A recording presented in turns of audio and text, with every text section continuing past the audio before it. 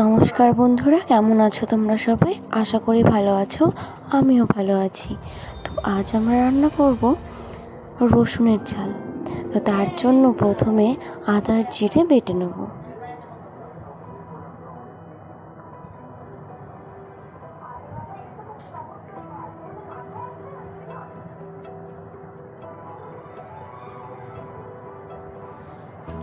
বাটা হয়ে গেলে তুলে নেব। এবার কিছুটা পেঁয়াজ কুচি বেটে নেব।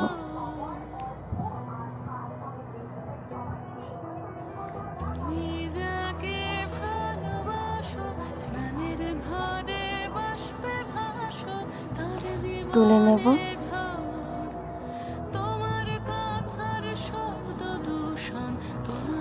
শুকনো লঙ্কা বেটে নেব। বাটা হয়ে গেলে তুলে নেব।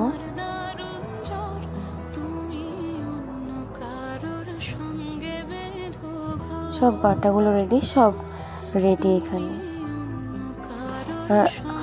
উনুনে কড়াইটা বসিয়ে গরম জল করে নেব। আর গরম জলে রসুন আর আলু সেদ্ধ করে নেব।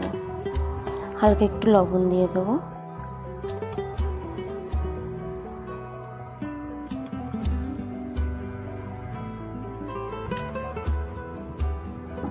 সেদ্ধ হয়ে গেলে তুলে নেব।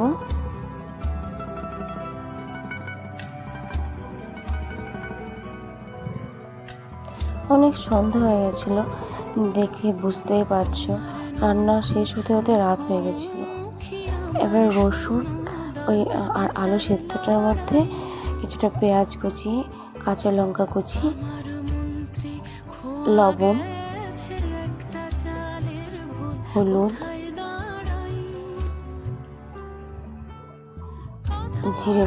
জিরে গুঁড়ো, তেল দিয়ে মিক্স করে নেব। কড়াইতে তেল দিয়ে জিরে ফোড়ন দিয়ে দেবো।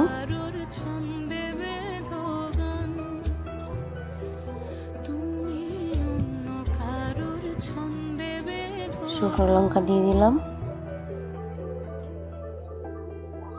এবার টমেটো কুচি আর লঙ্কা কুচি দিয়ে দেব। টমেটোটা যখন একটু ভালো ভাজা হয়ে যাবে তখন আদা বাটা, জিরে বাটা দিয়ে দিলাম। পেঁয়াজ বাটা দিয়ে দেবো, লঙ্কা বাটা দিয়ে দেবো। ভালো করে মিক্স করব। মশলা থেকে যতক্ষণ না তেল ছাড়বে ততক্ষণ রান্না করব।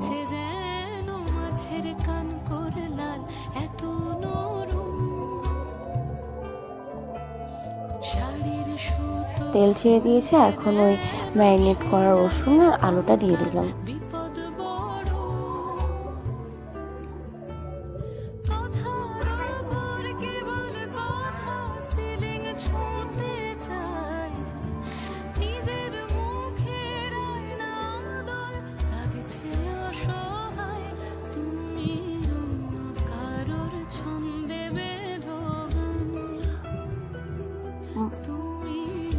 ভালো করে কষানো হয়ে গেলে জল দিয়ে দেবো।